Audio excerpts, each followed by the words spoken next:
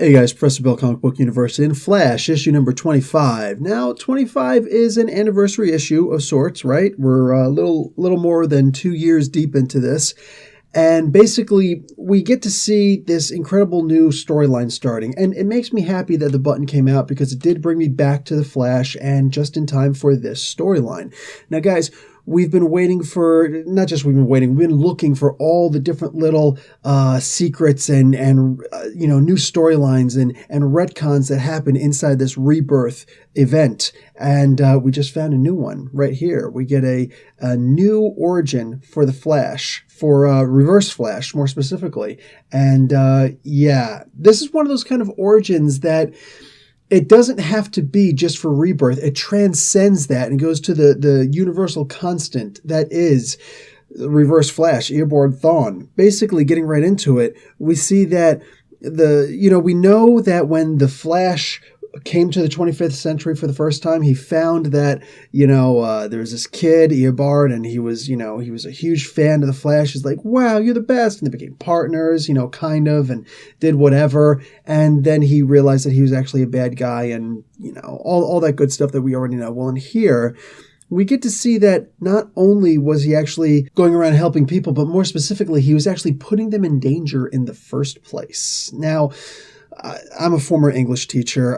In fact, I actually used to teach English to non-English speakers and overseas in their own country, out in the Middle East. So I've got to be honest, and I got to come down kind of hard that the English that was used in the beginning of this comic was actually not so great. All right, it's not that great. Am I saying I could do a better job? I could definitely bring the thoughts out to the forefront a lot better. That aside, the point was gotten across fairly well, I think. I was able to figure out exactly what it is he was saying, that he was actually putting people in danger in the first place. None of these people were actually in danger. He was trying to be a hero, to be the hero that the Flash was, but causing the harm without there actually being any harm to begin with. Now, that's all good and well, and we get it. But on top of that, we see that this is the big thing.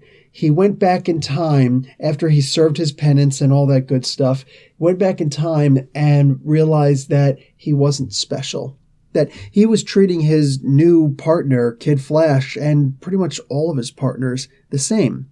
That he was giving them all the same advice, sharing the same personal stories and all that stuff. And it's a funny thing because he took that and said, okay, not only was I taken into his confidence and treated just like everybody else, but on top of that, he's a bad person because he doesn't actually, he's a hypocrite. He doesn't live up to his own advice about every second is precious. And that's actually pretty interesting.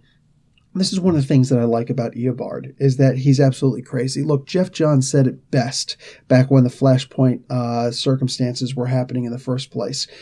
Jeff had explained that just like Batman's greatest foe, even though he's got a huge rogues gallery, his greatest foe has always been the Joker, hands down. And he says, in the Flash, he's got a huge rogues gallery also.